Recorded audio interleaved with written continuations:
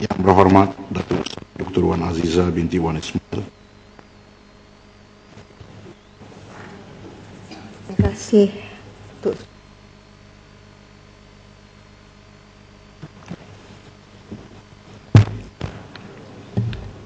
kasih Tuan Dirti Ketua. Bismillahirrahmanirrahim. Assalamualaikum warahmatullahi taala wabarakatuh.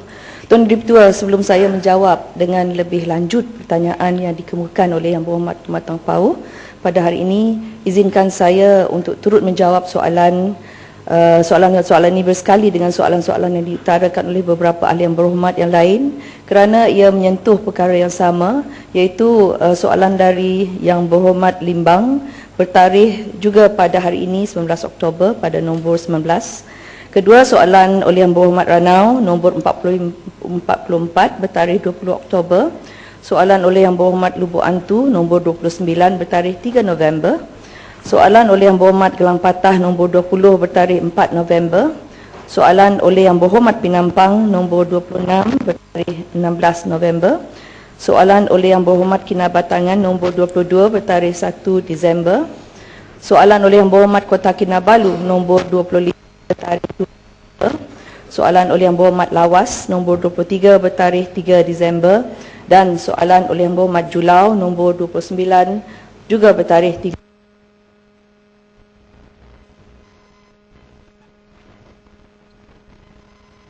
3. Mahu tidak mahu kita perlu merujuk kepada sejarah, menghargai perkara yang perlu berlaku dalam sejarah dan pada masa yang sama menjiwai perkara-perkara di sekeliling pemimpin-pemimpin kita yang terdahulu. Ketika mereka bersama-sama berbincang dan bersetuju membentuk Malaysia. Hanya dengan menjiwai perkara-perkara tersebut dengan hati tulus ikhlas, tidak berpolitik, barulah kita dapat berbicara dengan berlapang dada dan dengan niat yang suci untuk kita sama-sama maju ke hadapan dengan semangat kekitaan dan bersatu padu.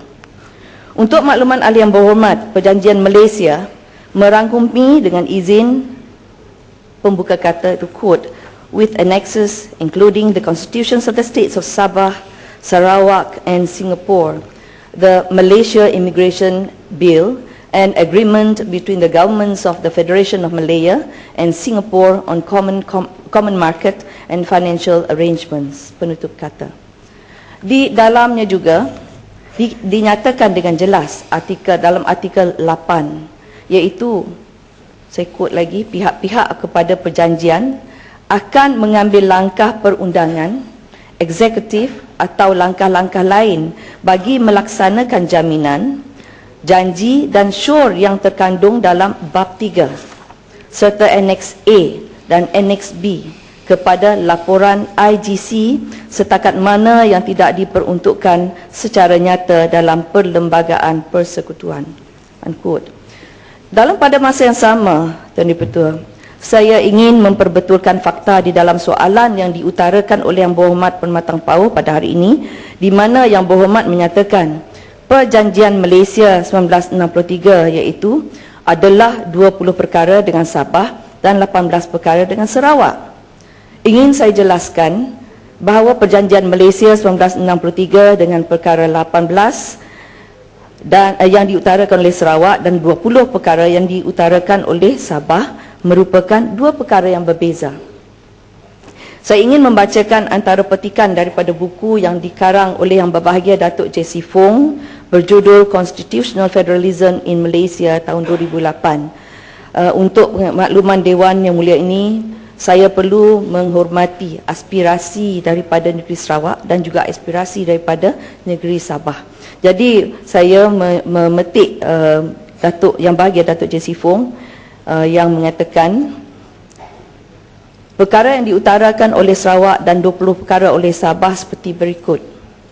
Saya quote di sini. Much has been said since Malaysia Day of the 20 Points Agreement by various quarters. It may be appropriate to clarify that these 20 points safeguards or agreement was a submission to the IGC, which discussed the same at length during the committee's meetings. For the record, the 20 points was a joint manifesto submitted to IGC by the Sabah Alliance, which is a grouping of major political parties in Sabah at that time, stipulating the safeguards and special conditions demanded by the political parties forming the Sabah Alliance for Sabah to join Malaysia. Not all the points were accepted by the IGC.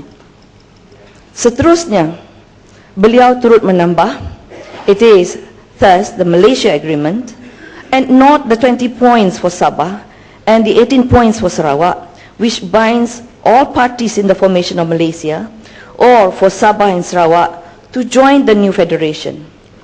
It would not be helpful towards promoting goodwill and unity in Malaysia and amongst Malaysians to continually refer to a wish list contained in a manifesto like the 20 points when representatives of all parties have signed that sacred and conclusive document called the Malaysia Agreement to give birth to our nation. Unquote. Dalam hal yang sama yang bahagia Tan Sri Simon Sipaun, ini aspirasi dari Sabah pula, dalam buku berjudul 50 Years of Malaysia, Federalism Revisited, dipetik berkata, saya quote di sini, I don't look at these 20 points as an agreement. I refer to it as the 20 points memorandum or safeguards. Its contents reflected the standard of negotiating capacity, ability, and experience of the North Borneo negotiating team. Unquote. Oleh yang demikian, saya harap penerangan ini dapat menjelaskan kepada semua pihak dan seluruh rakyat Malaysia berkenaan dengan 18 ataupun 20 perkara oleh Sarawak dan juga Sabah dengan Perjanjian Malaysia 1963. Tuan Yang di-Pertua, sudah lebih setengah abad kita menjadi negara berdaulat dan merdeka. Untuk mengecapi nikmat yang kita peroleh sekarang, ia bukanlah mudah. Ibarat anak kecil yang bermula dengan merangkak, kemudian bertatih, berjalan, berlari. Samalah juga perjalanan kita sebagai sebuah negara. Dari mencapai kemerdekaan menjadi negara membangun dan seterusnya mensasarkan untuk menjadi negara maju. Proses memajukan untuk mencapai tahap yang lebih baik merupakan proses berterusan atau dengan izin an ongoing process. Seterusnya, antara proses berterusan inilah semasa merasmikan pelancaran Bulan Kebangsaan dan kempen Jalur Gemilang 2015 di Kuching pada bulan Ogos yang lepas, Yang Amat Berhormat Perdana Menteri telah mengumumkan untuk lebih banyak kuasa pentadbiran membabitkan jabatan dan agensi persekutuan bakal diserahkan kepada Kerajaan Negeri Sabah dan Sarawak dalam usaha merangsangkan pembangunan di kedua-dua negeri ini. Inisiatif berkenaan antara lain akan mampu meningkatkan sistem penyampaian dan kualiti perkhidmatan kepada rakyat, sekaligus menangani isu pertindihan fungsi yang sering berlaku sebelum ini. Oleh yang demikian, terma yang sesuai digunakan untuk inisiatif ini adalah pemberian, dengan izin saya gunakan perkataan empowerment, secara pentadbiran.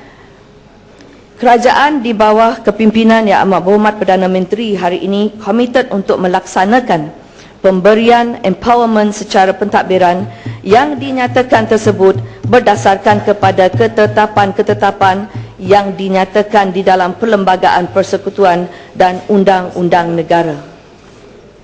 Empowerment secara pentadbiran ini akan tertumpu kepada fungsi-fungsi operasi dan pentadbiran tanpa melibatkan implikasi perundangan yang memerlukan pindaan Perlembagaan Persekutuan atau mana-mana undang-undang negara yang berkaitan, termasuklah perkara-perkara yang telah disenaraikan dalam senarai persekutuan negeri dan bersama. Dalam hal ini, pemberian empowerment secara pentadbiran sedang diteliti dengan terperinci oleh Jawatankuasa bersama mengkaji empowerment secara pentadbiran kepada Kerajaan Negeri Sabah dan Sarawak ataupun JBMES. Jawatankuasa bersama yang dianggotai oleh pegawai-pegawai tertinggi dari kedua-dua kerajaan persekutuan dan kerajaan negeri ini ditubuhkan bagi mengkaji perkara yang boleh dan akan diberi empowerment secara pentadbiran kepada Kerajaan Negeri Sabah dan Sarawak. Sekian, terima kasih. Madam Pau.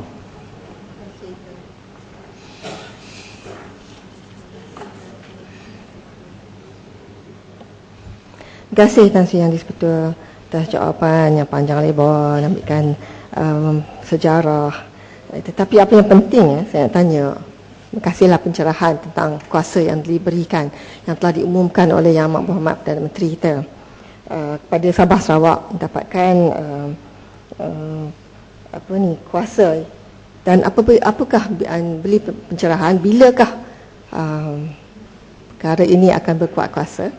Dan saya lagi satu jawab soalan adalah, satunya adalah pemberian hasil daripada kepada Sabah seperti yang termaktub dalam jadual 10 bahagian 4 Perlembagaan Persekutuan. Itu 2 dalam kurungan 1 dalam hal Sabah menerima 2/5 40% daripada amount yang didapati oleh persekutuan daripada Sabah. Oleh itu, apakah Sabah akan menerima 40% hasil bersih seperti yang dijanjikan? Dan juga Sarawak juga meminta bahawa 20% royalti minyak Sarawak kami dengar dengan baik. Kenapa pula nak bagi heckling ni? Yang Berhormat, ahli yang berhormat, ahli yang berhormat, sudahlah itu ahli yang berhormat. Soal penting ditanya, dengarlah. Kita mau jawapan. Terima kasih Tan Sri Yang di-Pertua. Kalau buat begitu mengganggu masyarakat, ahli yang berhormat. Sila teruskan. Terima kasih Tan Sri Yang di-Pertua. Pimpinan Sarawak, saya tanya pasal Sabah dan Sarawak, yang dijawab pun Sabah Sarawak.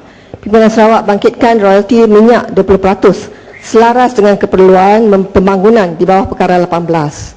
Jadi apakah statusnya terkini sekarang untuk perkembangan dalam perkara pertimbangannya dalam belanjawan yang akan datang? Terima kasih. Terima kasih Tuan Dipertua, terima kasih Yang Berhormat Matang Pau. Saya nak mengatakan, saya mengucapkan terima kasih bagi pihak negeri Sarawak kepada Yang Amat Berhormat Perdana Menteri dan juga Kerajaan Persekutuan, kerana pada masa ini pun sudah berlaku.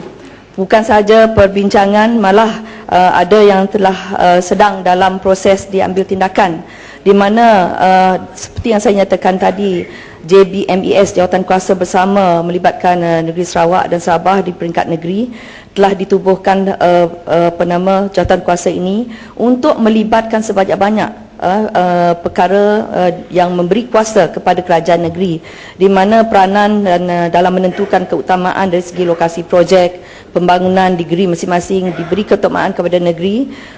Kerajaan juga melibatkan jawatan kuasa penilaian tender, semuanya melibatkan kerajaan negeri. Dan dari segi urusan temuduga bagi pengambilan dalam perkhidmatan awam seperti guru, polis, semuanya diberi keutamaan dan diperkasakan kerajaan negeri untuk melibatkan semuanya itu untuk Sabah dan Sarawak.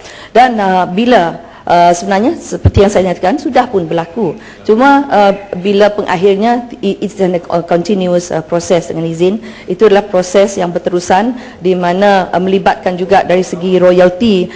Yang Amat Berhormat Ketua Menteri pun secara peribadi telah berbincang bersama dengan pihak Petronas, dan ini masih juga dalam pengiraan. Kalau kita nak menyentuh mengenai peratusannya, tidaklah saya dapat komitkan di sini dahulu, kerana semuanya diambil kira oleh pihak kedua-dua kerajaan negeri Sabah dan Sarawak untuk melihat apakah yang dikatakan vacuum dengan izin, ataupun yang masih dikatakan ketidakpuasan yang belum dipenuhi. Semuanya itu sedang dikompil dengan izin oleh pihak kedua-dua negeri. Dan ingin saya nyatakan juga, Yang Amat Berhormat Perdana Menteri telah memberi komitmen di mana bilangan guru anak kelahiran negeri Sabah dan Sarawak yang bertugas di negeri masing-masing akan ditambah sehingga 90% dalam tempoh 3 tahun ini.